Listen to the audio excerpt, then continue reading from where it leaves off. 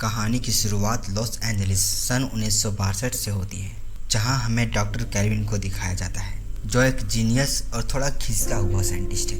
ये वो वक्त है जब यूएसए और सोवियत यूनियन के बीच कोल्ड वार छिड़ा हुआ है और सिचुएशन बहुत ही तनावपूर्ण चल रहा है। अमेरिका में हर जगह ये अफवाह फैल गई थी कि रूस कभी भी अमेरिका पर परमाणु बम गिरा सकता है। इसीलिए डॉक्टर कैल्विन अपने घर में परमाणु हमले से बचने के लिए एक अंडरग्राउंड बंकर बनाया होता है।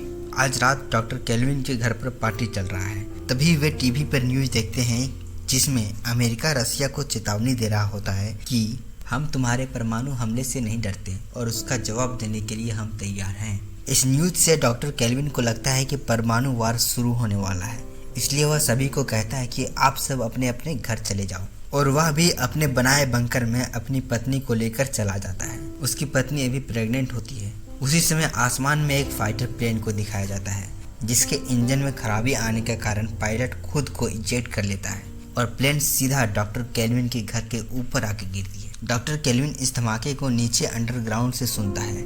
उसे लगता है कि परमाणु वार शुरू हो गया है, इसलिए वह बंकर का दरवाजा बंद कर देता है। एक्चुअली उस धमाके से इतनी हीट पैदा होती है कि दरवाजा ऑटोमेटिकली 35 साल के लिए लॉक हो जाती है।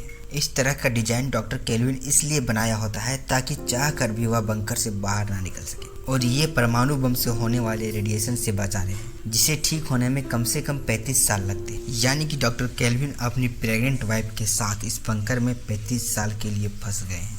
इधर ऊपर सभी को लग रहा होता है कि डॉक्टर कैल्विन और उसकी पत्नी प्लेन क्रैश में मारे गए हैं।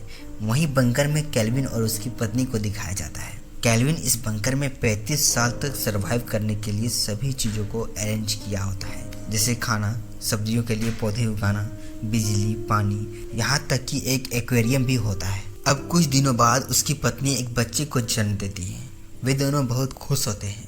वे कहते हैं कि हमारा बेटा मानव जाति को आगे बढ़ाएगा। उन्हें ऐसा लग रहा होता है कि ऊपर परमाणु बम से इंसानियत लगभग पूरी तरह खत्म हो चुकी है, लेकिन ये सच्चाई से बहुत दूर होते हैं। धीरे धीरे इनका बेटा बड़ा होता है, जिसका नाम एडम है। ये अपने बेटों को हर तरह का नॉलेज देते हैं, जैसे politics, dance, boxing, human behaviour, और इसी तरह बंकर में इन तीनों की जिंदगी अच्छे से चल रही है। वहीं इनके बंकर के ऊपर जहाँ इनका घर था, वहाँ अब एक बार बन चुका है, और धीरे धीरे इसी तरह वक्त गुजरता है और 35 साल बीत जाते हैं। आज इनके लिए बहुत खुशी की बात है, क्योंकि आज वो दिन है जब ये बंकर से बाहर निकल सकते हैं। और जब बंकर का दरवाजा खुलता है तो सबसे पहले कैल्विन बाहर जाकर देखता है।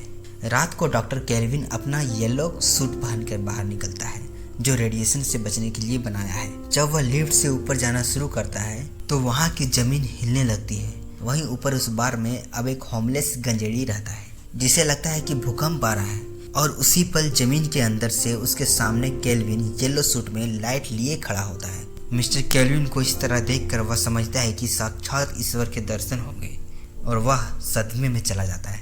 कैल्विन बाहर जाता है तो वह देखता है कि बाहर बहुत ज़्यादा क्राइम है। लोग पिस्टल साथ लेकर घूम रहे हैं। उसे एक भिखारी दिखाई देता है जो कचरे से खाना खा रहा होता है। कैल्विन सोचता है कि बाहर रेडिएशन के कारण सभी लोग म्यूटेंट हो चुके हैं, इसलिए वह वापस बंकर में भागते हुए जाता है और अपनी पत्नी और बेटे से कहता है कि बाहर की दुनिया बदल चुकी है, लोग म्यूटेंट हो चुके हैं, बाहर कोई सुरक्षित नहीं है, हमें यहीं रहना होगा। लेकिन कैल्विन की पत्नी यहाँ से बाहर जाना चाहती है। वह यहाँ 35 साल से कैद है, पर डॉक्टर कैल्विन सबको समझा लेता है और वे फिर यहीं रहने लगते हैं। धीरे धीरे इनकी फूड सप्लाई भी खत्म हो जाती है और डॉक्टर कैल्विन को हार्ट अटैक हो जाता है। अब एडम को ऊपर सप्लाई लेने के लिए जाना पड़ेगा। एडम की माँ उसे कहती है कि तुम ऊपर जाओ और ज़रूरत के सामान लेकर आओ। एडम जब जाने लगता है तो कैल्विन उसे अपने पास बुलाता है। वह कहता है कि बंकर के ऊपर एक एडल्ट बुक स्टोर है, वहाँ तुम कभी मत जाना, क्योंकि वहाँ रेडिएशन सबसे ज़्यादा है। वह जानबूझकर अपने बेटे को ऐसा बोलता है ताकि वह उस दुकान पे ना जाए। और अब एडम जिंदगी में पहली बार दुनिया को देखने जा रहा है। जब वह खुले आसमान को देखता है तो वह बहुत खुश होता है। वह उस एडल्ट बुक स्टोर के पास जाता है तो वह शोर मचाने लगता है कि यहाँ जहरीली गैस है, सब भागो, अपनी जान बचाओ, जिससे सभी डर कर वहाँ से भागने लगते हैं। अब एडम वहाँ से एक बस पकड़कर जाने लगता है। वहाँ भी वह 1960 की बातें करता है, जो सबको बहुत अटपटा लगता है। उसकी बात किसी को समझ नहीं आती। अब एडम यहाँ से एक सुपरमार्केट पहुँच जाता है। वहाँ का सेल्समैन एडम को कहता है कि अगर तुम्हें ज़्यादा सामान चाहिए तो हम सामान को होम डिलीवरी भी कर सकते हैं, जिससे एडम को याद आता है कि वह तो अपने घर का रास्ता ही भूल गया। वह यहाँ तक तो आ गया, लेकिन वापस कैसे जाना है पता नहीं। वह इतने बड़े शहर में गुम हो गया है। अब उसके पैसे भी खत्म हो जाते हैं। एडम के पास कुछ पुराने बेसबॉल कार्ड होते हैं जो उसके पिता ने उसे दिए थे। वह उस कार्ड को बेचने के लिए एक दुकान में जाता है।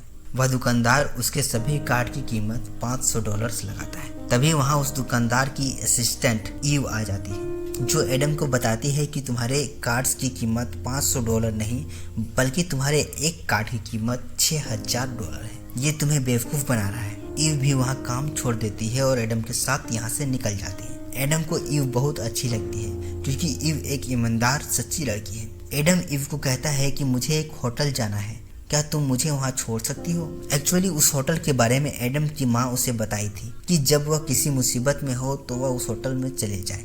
एडम ईव को होटल छोड़ने के बदले एक कार्ड देता है। ईव उसको होटल छोड़कर वहाँ से चली जाती है। अगले दिन ईव फिर से उस होटल में आती है क्योंकि उसे लग रहा था कि वह एडम से वह कार्ड लेकर गलत किया। वह एडम को कार्ड वापस कर देती है। एडम ईव से कहता है कि क्या तुम मुझे शॉपिंग करने में मदद करोगी? मुझे ढेर सारा सामान लेना है। दरअसल उसे 2 साल तक की सप्लाई लेनी होती है ताकि 2 साल तक वे सब बंकर में रह सके। वह ईव से कहता है कि अगर तुम मुझे सामान लेने में मदद करोगी तो मैं तुम्हें हर हफ्ते $1000 दूंगा। ईव को उसका सौदा पसंद आता है और वह उसकी बात मान जाती है। दोनों मिलकर सामान इकट्ठा करना शुरू करते हैं। एडम ईव को यह भी बताता है कि उसे शादी के लिए एक लड़की चाहिए, लेकिन शर्त यह है कि वो लड़की कैलिफोर्निया की होनी चाहिए, क्योंकि एडम की मॉम ने उसे बताया था कि केवल कैलिफोर्निया के लोग ही म्यूटेंट नहीं हुए हैं। यहाँ के सभी लोग एटम बम के प्रभाव से म्यूटेंट हो चुके हैं। ईव को यह बात अटपटा लगता है। अब ईव एडम को अपने एक गे दोस्त से मिलाती है। एडम इस बीच कई नई चीज़ों को सीखता है, जैसे पहली बार समुद्र में नहाना, पहली बार लाइव अपने आंखों से बेसबॉल मैच को देखना, साथ ही पहली बार एडम बारिश में भीगता है। ईव उसके लिए अम्ब्रेला लेकर आती है, पर वह बारिश में भीगना चाहता है। ईव एडम से कहती है कि आज ही तुम्हारे लिए एक लड़की ढूंढने चलेंगे। एडम ईव को थैंक्स बोलता है और वह कहता है कि तुम मेरी बेस्ट फ्रेंड हो, और उससे गले लगा लेता है। वह ईव को जोर से गले लगाता है।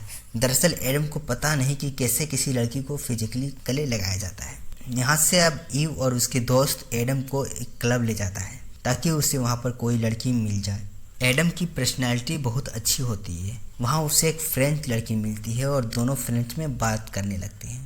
उस फ्रेंच लड़की को एडम से हंस कर बात करते देख ईव जेलस फील करने लगती है और एडम को वह वहाँ से खींचकर दूसरी जगह ले जाती है। एडम अब डांस फ्लोर पर डांस करने लगता है क्योंकि एडम की माँ ने उसे डांस सिखाया था, इसलिए एडम का डांस स्किल भी काफ़ी अच्छी थी। उसके डांस से कई लड़कियां उससे इम्प्रेस हो जाती हैं।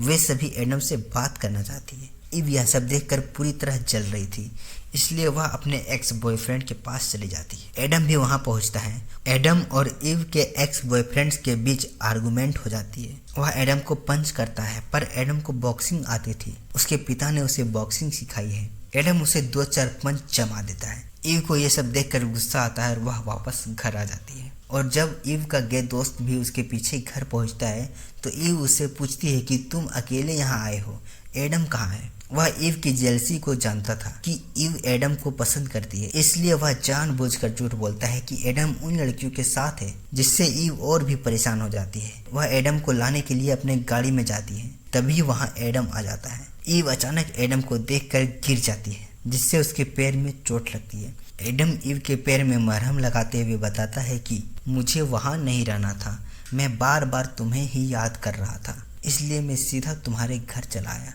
यहाँ माहौल रोमांटिक हो जाता है। एडम भी उससे प्यार का इजहार करता है और एडम अपनी सच्चाई ईव को बता देता है। वह कहता है कि पिछले 35 सालों से वह बंकर में था। वह उससे शादी करना चाहता है। वह कहता है कि शादी के बाद ईव उसके साथ बंकर में रहे।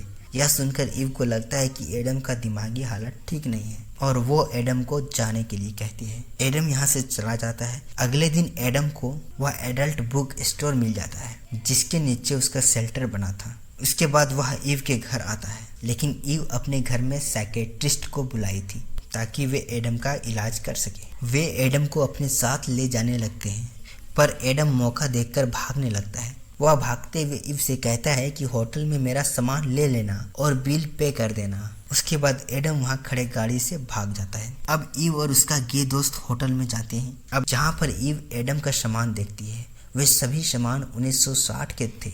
ईव समझ जाती है कि एडम जो भी कह रहा था वह सब सच था। उन्हें यहाँ कुछ कंपनी के शेयर्स भी मिलते हैं जिन्हें 1960 से पहले एडम के पिता ने खरीदे थे और उसकी कीमत अब करोड़ों में थी। इधर एडम बंकर में पहुंचता है जो करीब 14 दिनों बाद आया था। उसके पेरेंट एडम को देखकर बहुत खुश होते हैं। ऊपर जो होमलेस आदमी था वह भी एडम के साथ नीचे आया होता है। वह अपने साथी के साथ मिलकर एडम के सामान को अनलोड करने में उसकी मदद करता है क्योंकि वे सभी इनको परमात्मा मान रहे थे। वहीं ईव को दिखाया जाता है जो अपने दोस्त के साथ एडम को ढूंढ रही थी और काफी ढूंढने के बाद फाइनली उसे एडम मिल जाता है। वह खुशी से दौड़ते हुए एडम के गले मिल जाती है। एडम उसे अपने पेरेंट्स से मिलाता है।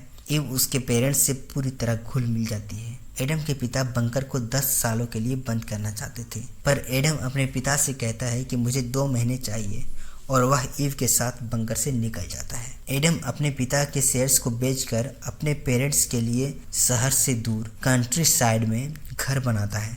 यह घर ठीक उसी तरह होता है जैसा 1960 में उसका घर हुआ करता था। वह अपने पेरेंट्स को यहीं ले आता है। कुछ दिन बाद एडम अपने पिता को बताता है कि कभी परमाणु हमला हुआ ही नहीं था। उसके घर में जो गिरा था वह एक फाइटर प्लेन था। वह बताता है कि सोवियत यूनियन भी टूट चुका है। डॉक्टर केल्विन एडम की बातों को बड़ी हैरानी से सुनता है। वह अब भी कन्विंस नहीं हुए थे। यहाँ हमें ईव को दिखाया जाता है जो अपने एंगेजमेंट रिंग को घुमाते हुए विंडो से बाहर देख रही थी। वहीं डॉक्टर केल्विन अपने घर के पीछे अब भी बंकर बनाने की तैयारी कर रहा है। वह सोच रही है कि दुनिया ऐसे ही चलती है। पहले पेरेंट्स बच्चों का ख्याल रखते हैं और उसके बाद बच्चे अपने पेरेंट्स का। सालों से तो ऐसे ही चलता आ रहा है और कहानी यहीं समाप्त हो जाती है। तो दोस्तों कैसी लगी ये कहानी? उम्मीद है आप सभी ने इस कहानी का एंजॉय किया होगा। प्लीज वीडियो को लाइक करें और चैनल को सब्सक्राइब करें।